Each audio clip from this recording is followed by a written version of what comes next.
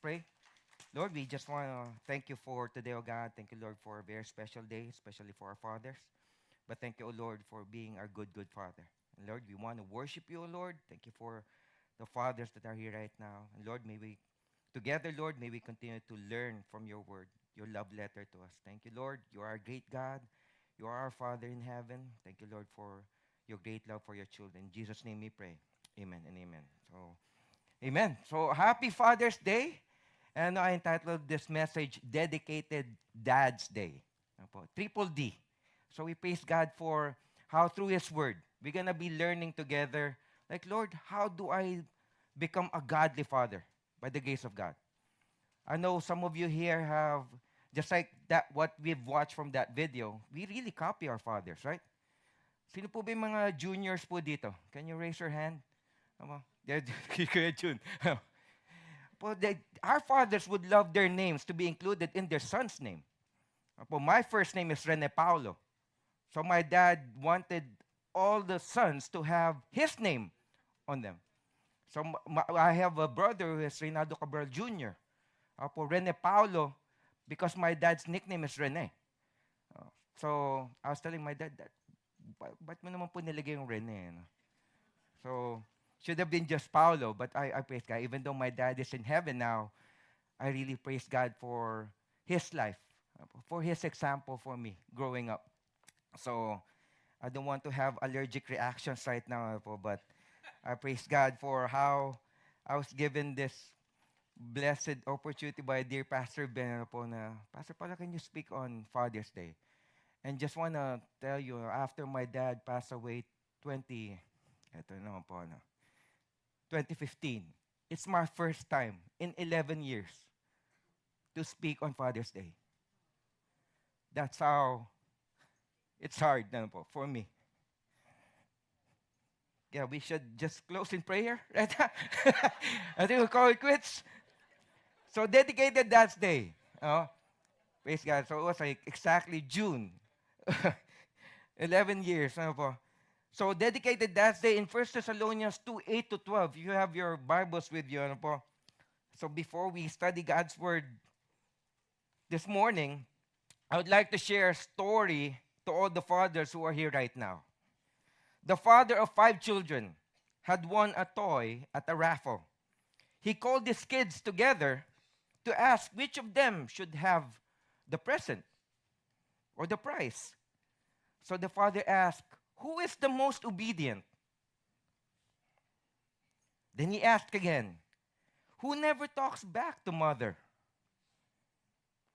And then third question, "Who does everything she says?" 5 small voices answered in unison, "Okay, Dad, you get the prize." I'm just kidding. I know it doesn't happen. But in all seriousness, we are to honor our fathers and our mothers. But just for this day, for the third Sunday of June, we honor our fathers. We give thanks to God, our Father, for our dads, our fathers, whatever you might call them. I know in Tagalog, we call them tatay or pap, not Tagalog, papa, Uh, Pops, ama. Ama, That's a really good Tagalog word. When you say ama, really denotes respect for a father. Ama. And that's how we pray also. The ama namin. God the Father. So we praise God for that. So we are to honor our fathers. In fact, it's not because it's a holiday or it's a special day, but because there are promises in the Bible that it says there that if we honor our parents, our fathers and our mothers, that it will go well with us. Where do we find that? In Ephesians 6, 1 to 3. Children, obey your parents in the Lord, for this is right. Honor your father and your mother, which is the first commandment with the promise, that it may go well with you and that you may enjoy long life here on earth. Honor. What does it mean to honor? To respect, to obey. Honor your father and your mother. Not be a horror to them, but to honor them. So our dads, if you have, the children can look at their dads right now, Lord, I pray that my kids will continue to honor their parents. Because I want them to get that promise from God's word, that it will go well with them and that they're going to have long life here on earth. Okay? Young ones listening right now, if you want to have long life, then that's the secret. That's the promise. To honor your father and your mother. I want to speak directly to our dads here right now. And if you're not a dad, don't get up. You need to stay because you need to listen and learn from God's word. We all need to hear this. You see, we are involved in a war today, and the battleground is not Iran or Afghanistan. I know wars and rumors of wars are going on right now. The battleground is in our homes. It's in our families. And what's at stake is not our land, our property, or our freedoms. It's more important than that. It's our children. Dads are given that great responsibility to lead our children, to lead our family. Not to leave, but to lead them. So with these verses that we'll be studying this morning, I want us to see a portrait of fatherhood that is worth painting for the fathers. As God's word paint that picture for us, fathers, consider these three challenges for the fathers today. I know it's hard for me being a father. It's like, Lord, I'm preaching this right now. And I know I'm not perfect. I'm far from perfect. I have failed my God the Father a lot. But I praise God because we know that if we turn back to Him, our Father will always be waiting with open arms. Amen? I was always reading that story, being reminded of the prodigal son story. And I was talking to my wife about that yesterday. How God is a good, good, and loving Father. It's like if you want, when we choose to sin, He will not force us. He will not stop us. He will just like the love of of that father. He let them go. But then when that prodigal son came to his senses, going back to his father, what happened? Even when he was far away, the father immediately saw him and ran towards him. And I praise God always for that story. Lord, you always forgive those who repent and return to you. And He is always waiting. He is far, that prodigal son was so far away. When he came to his senses, when he said, I need to go back to my father, because he lived a life of sin. But then when he came back to his senses, that he said, I'm going to need to go back to my father and ask for forgiveness. While he was still far away, the father saw him and ran towards him and embraced him, protected him, gave him a ring, killed a fattened calf for him. That's how God, our Father, celebrates when one of His children goes back to Him. Amen? That's a father. That's the love of the Father. I know we always say it's a prodigal son story, but if we're going to really look back and really study it, it's the great love of the Father for that prodigal son. So what are the three challenges for the fathers today? Listening right now. First, be dedicated in loving with intimacy. That's in verse 8. So we cared for you because we loved you so much. We were delighted to share with you not only the gospel of God, but our lives as well. To love with intimacy. I know for the fathers, we said, what? Love with intimacy? What do we mean by that? The first trait of a father would be the ability to express a genuine love. Notice what the Apostle Paul says in verse 8. We loved you so much. In the original language, those words expressed an intensity of love that gives over and over again. Intimacy, what does that mean? Intimacy in a relationship is about fostering a deep sense of closeness and connection with another person. And right now, that will be with our children.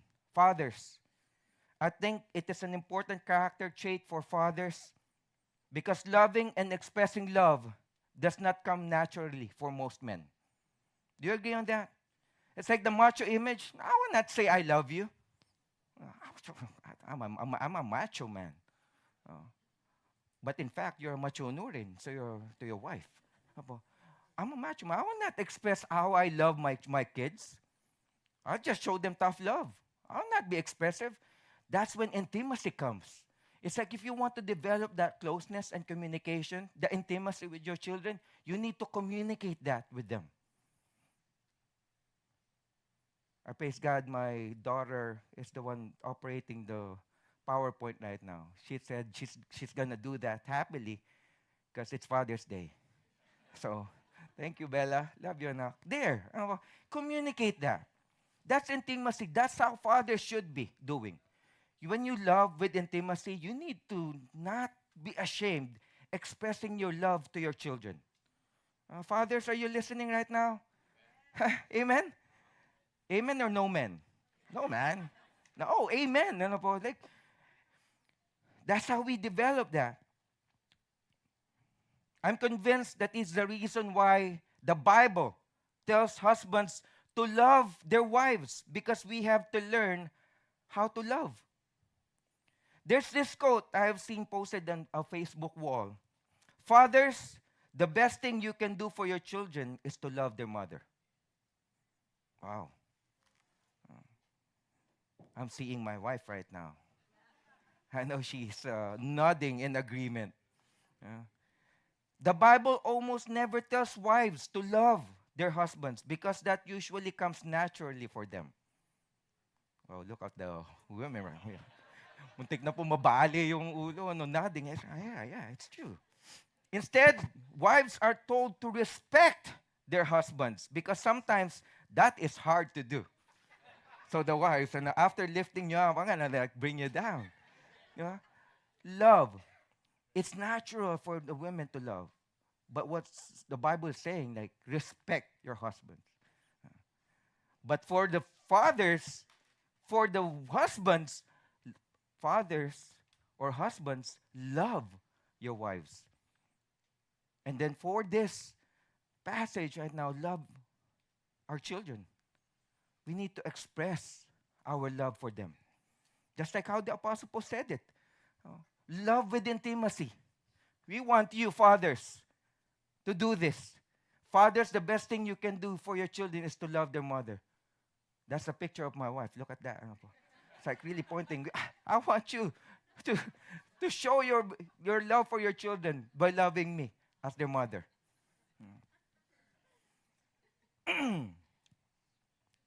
Do you remember when you brought your first child home? So mga fathers po dito, your wife seemed to know what to do. She knew the head was heavy and that the muscles are not developed yet in the neck to support it.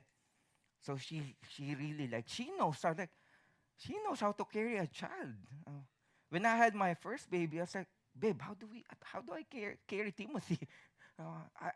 I don't know what to do. She also knew that soft spot on top of the head was a place of vulnerability, and you had to be really careful about it.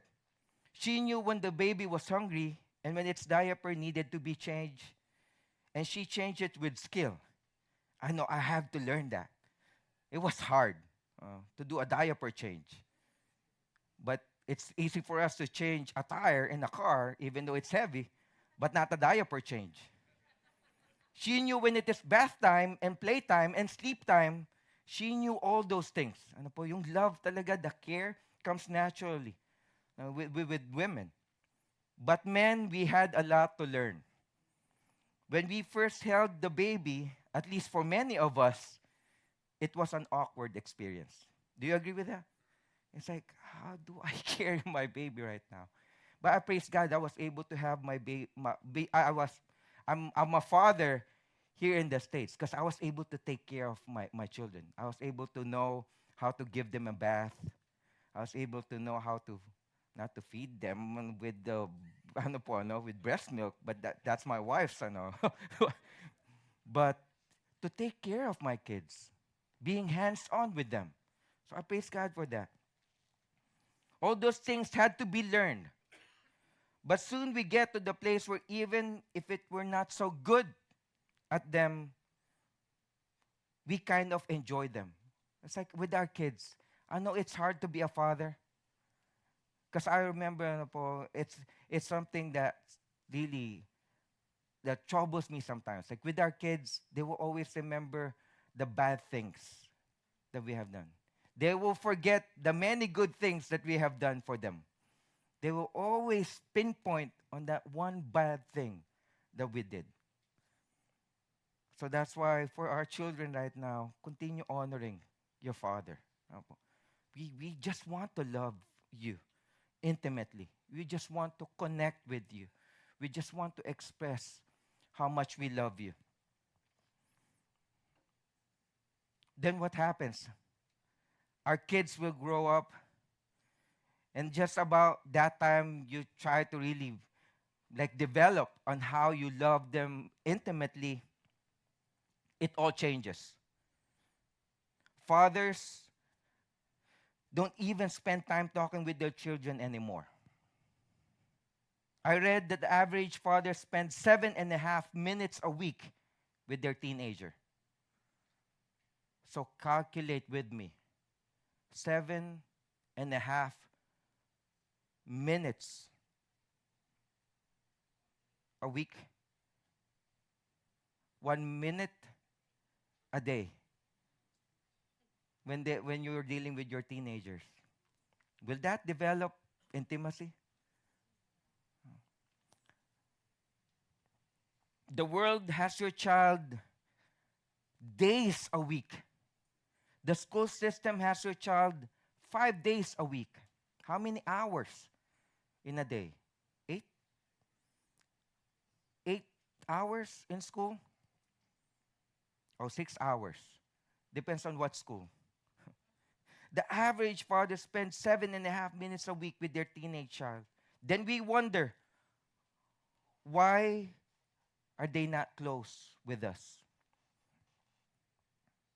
I've said this before, and I'm saying it again. I know before when I preach, I've mentioned this. Dinner time with my family is a no phones while eating. Uh, No phones when we are having our dinner time. I call that an M&M, meal and meat. No phones while eating. We need to talk. We need to have time together, eating while talking. And I always ask them, like, what happened during the day? And there are times we get to talk about the different issues and what God's word say about those concerns. Uh, and some of you are bowing your heads right now. But that's my family, and I want to share it to you. If you want to really grow and know more about your children, what have they have been through throughout the day, and then when it's dinner time, we just say, no phones right now. I know my wife sometimes she will, and then my children's like, Mom, your phone. Because I always tell my wife, like, babe, if it's not an emergency, if it's not a matter of life and death, then you need to put your phone away. Dinner time is no screen, no phones time for us. I know it's hard, especially right now. Even the parents, ano po, even fathers, we're sometimes tempted to when there's like NBA or MLB. I know it's World Cup right now. You just want to check the score. It's like, what's the score right now? It's like, oh man, they're losing.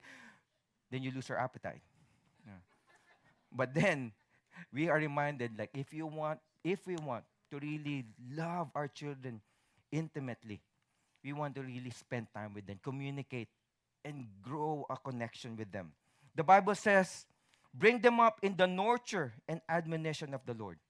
So I praise God that during some of those meals that we're having, they're going to be asking a question and then we're going to be like answering them with how, like with what God's word is telling about that issue. It's our way of being able to communicate to them God's word. It's our way of being able to bring them up in the nurture and admonition of the Lord with His word. And then, second challenge for the fathers in loving with integrity. Verses 9 and 10, surely you remember, brothers and sisters, our toil and hardship. We worked night and day in order not to be a burden to anyone while we preach the gospel of God to you. You are witnesses, and so is God, of how holy, righteous, and blameless we were among you who believed. Man, those are big words from the Apostle Paul. Do you agree on that?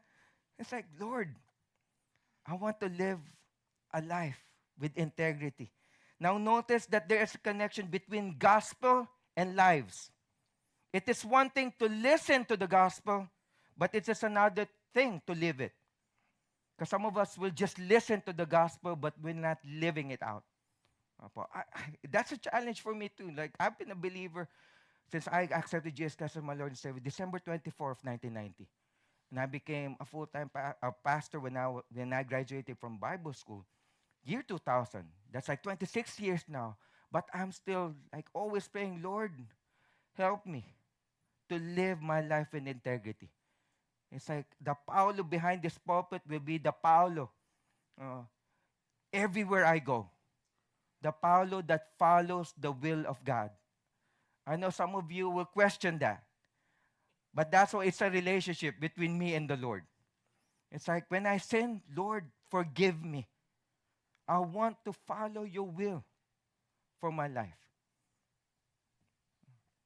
Want to live my life with integrity. Many fathers right here right now always tell their children, follow my talk, but not my walk. What does integrity mean? Integrity refers to the quality of being honest, having strong moral principles, and consistently adhering to ethical standards. It originates from the Latin word integer. Po ba, who loves math here? What do you mean by integer? Whole number. It's a whole number. Kaya po ako nag-pastor, I tried engineering before, but I'm not good with math. So I became a pastor. No, I'm just kidding. I love math. So integer, it meaning whole or complete. Someone with integrity acts in accordance with their values even when no one is watching. That's integrity. What Paul is saying is this for the fathers here. If you have ears, let them hear. When we lived among you, we not only told you the good news, we modeled it for you by how we lived. So they were preaching the gospel to the Thessalonian believers. And they're not just preaching it, they're practicing it.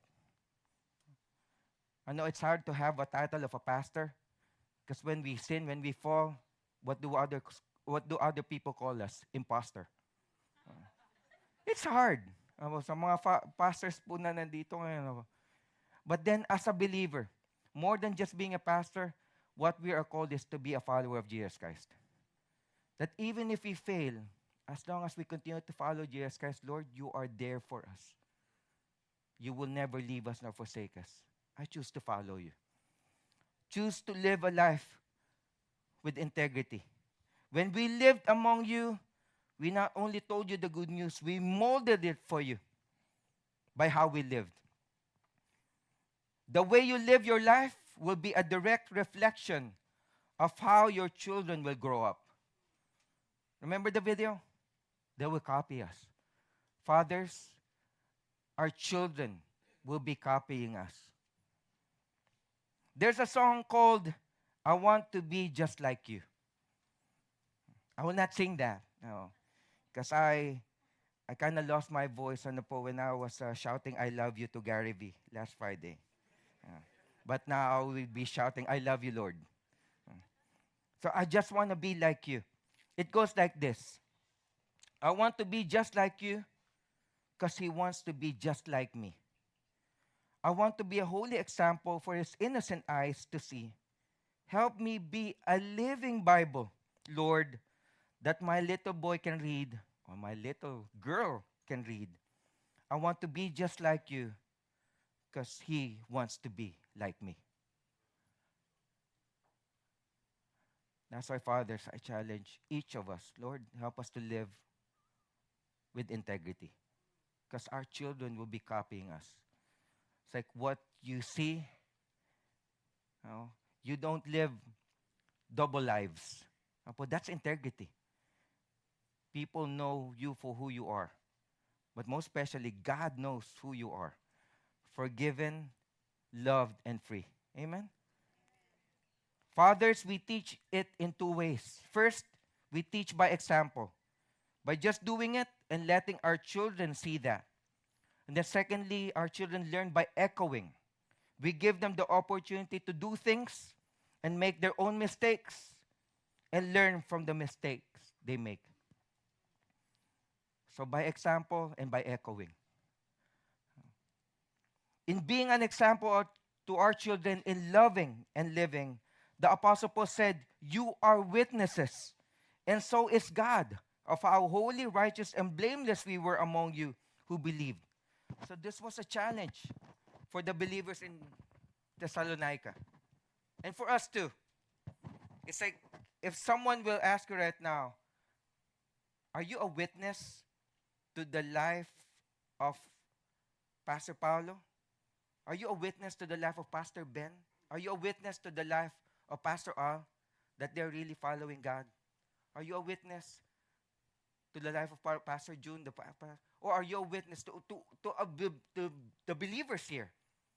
When someone will mention your name, oh yeah, I've seen in the life of that person that he follows the Lord. Witnesses to what God is doing in your life. Now notice what the Apostle Paul said here. First of all, we preach the gospel of God to you. So what do we mean by the gospel? The good news about Jesus Christ. So we preach the gospel of God to you. Secondly, you are witnesses of how we practice it. That's integrity. Our behavior should be influenced by what we believed about Jesus. God has commissioned dads to be spiritual leaders. That's our responsibility. We need to lead our family spiritually. And you're the spiritual leader of your home, whether you realize it or not. Because sometimes the fathers, oh, I just leave it to my wife.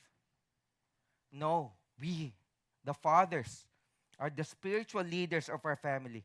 You will either lead your family closer to God or further away. But as a Christian, it is your responsibility to lead them closer to Him. If you don't, you'll be accountable before God with the lives of the ones in your family. Fathers, are we hearing that right now? You are the spiritual leaders of your family. Lakas po ng loob ko kasi I'm behind the pulpit right now. But I'm also rebuking myself. Like while I was studying this, like, Lord, I have failed you on this one. This is a challenge for me right now. But praise God for always reminding me, now, I'm a good father. Just keep on trusting in me. Keep on praying for your kids. Just lead them to the will and way of God. So if you come to church, you have your Bible, you look pious on a Sunday, but you never open it through the week or never even talk to your kids about it, your kids will know. They'll be watching you. If you pray here on a Sunday morning when everybody else is praying, but you never pray at home, your children will know. If you never ever worship God through the week, you aren't a good example to them, you aren't a good steward, your children will learn that. That's why even when we're on vacation, I always tell my wife and my kids, even when we're on vacation, we're in another place, we're in another country, on a Sunday, you're going to need to wake up and go to a church. Because I want to set an example for my kids with that. Because that's my example that I've learned from my parents. Wherever we go, if it's on a Sunday, if one of my siblings is not in the hospital, if it's not a matter of life or death, if I can breathe, if I can stand, if I can walk, My parents will always tell us, even my siblings, we need to go to church. And so that's the example my parents gave me. And that's the example I want to give to my children right now. It's not an option, it's an order. Robert Schuller, pastor of the Crystal Cathedral, once said that he chose to fail so he could succeed. Oh, wow, that's an oxymoron. He said, I chose to fail at golf because I wanted to succeed as a father. Wow. Though he loved golf immensely, he knew that he could never devote enough time to his job, his hobby, and his family. So he gave up his hobby and chose his family. And then last point, in leading with intentionality. Verses 11 and 12. For you know that we dealt with each of you as a father deals with his own children, encouraging, comforting, and urging you to live lives worthy of God who calls you into his kingdom and glory. In leading with intentionality, just like what I mentioned earlier, fathers, we are to lead our family. We are the spiritual leaders. I know it's like, oh, it's enough for me to provide for my family. No. Our first and foremost role is to be spiritual leaders for our family. Lead with intentionality. That is what a father does. He encourages and comforts and urges his children to live lives worthy of God.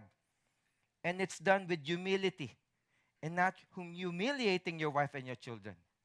I know I fail on that also. Sometimes when my temper will get a hold of me, my kids, my wife will always tell me, babe, don't do that.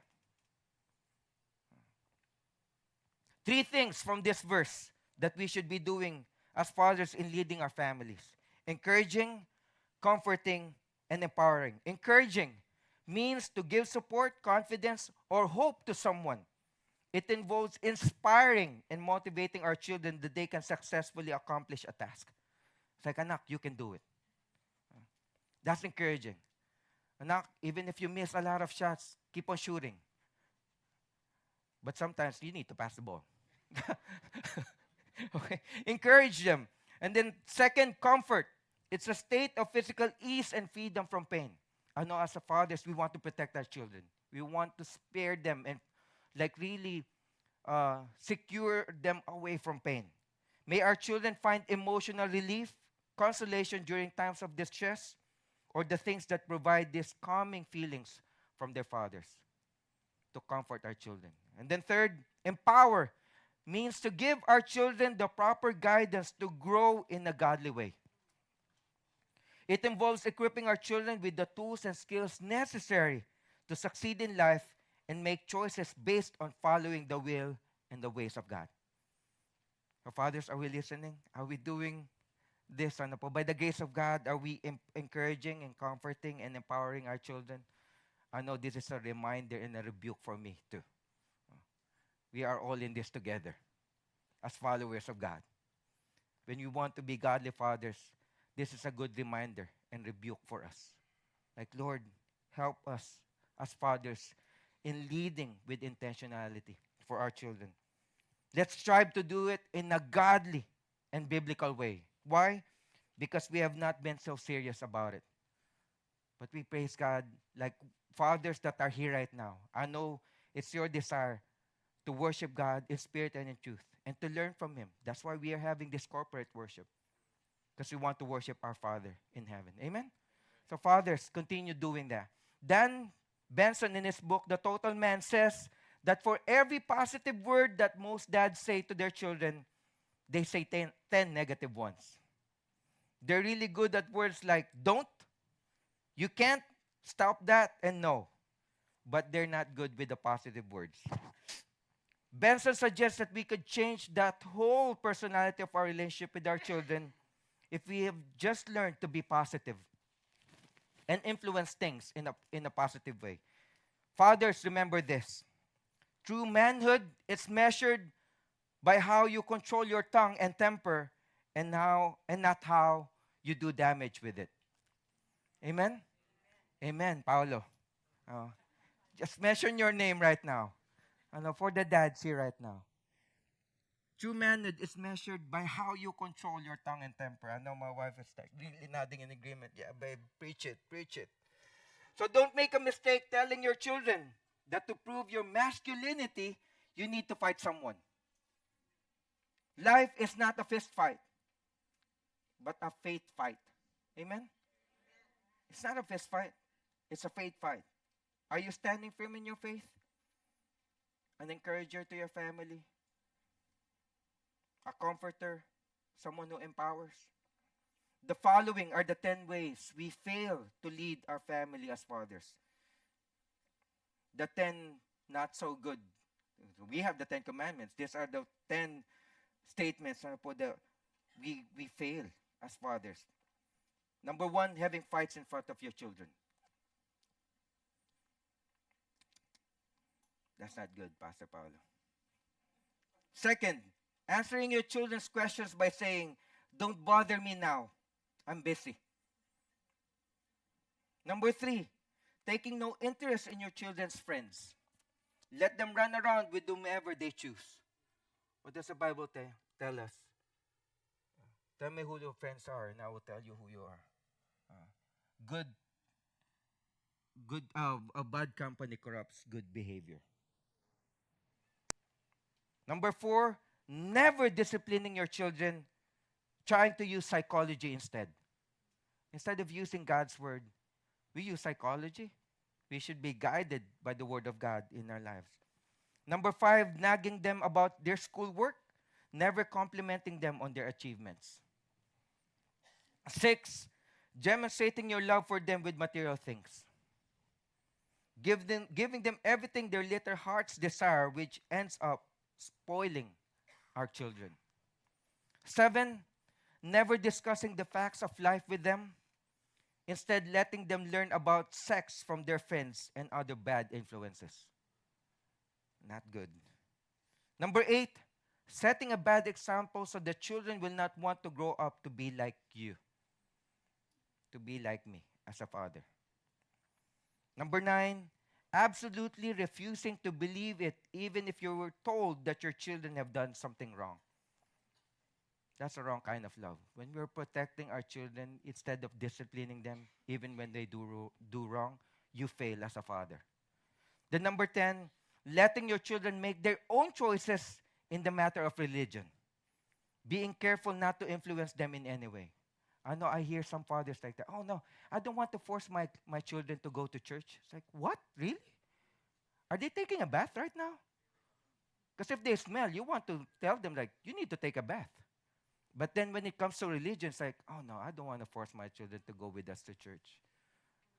I'm telling you right now, fathers, you're failing as a father if you will not become a spiritual leader in your family right now. Someone has said, well, have we fallen in 1, 2, or 3, or 4 of this, or 5, or 10? I think I've fallen on 11 of them.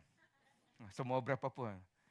But Lord, thank you. But if we will be humble and honest enough before our God the Father to give us the strength and the wisdom to lead our families the godly and biblical way, then God will hear our prayers. Fathers. Amen. Someone has said, a boy loves his mother, but will follow his father. I just want to end with this story. A touching story about a father whose young son had become very ill. After the boy had undergone an exhaustive series of tests, the father was told the shocking news that his son had a terminal illness. One of those news, I don't want to hear, Lord. The youngster had accepted Christ as his Lord and Savior. So the father knew that death would usher him into glory. But he wondered how to inform one in the bloom of youth that he soon would die. After earnestly seeking the direction of the Holy Spirit, he went on with a heavy heart through the hospital ward to the boy's bedside. First, he read a passage of scripture and had a time of prayer with this dear child. Then he gently told him that the doctors could promise him only a few more days to live. Then he asked his son, "Are you afraid to meet Jesus, my boy?" asked his father. Blinking away a few tears, the son said bravely, "No, not if he's like you, Dad." Allergies po.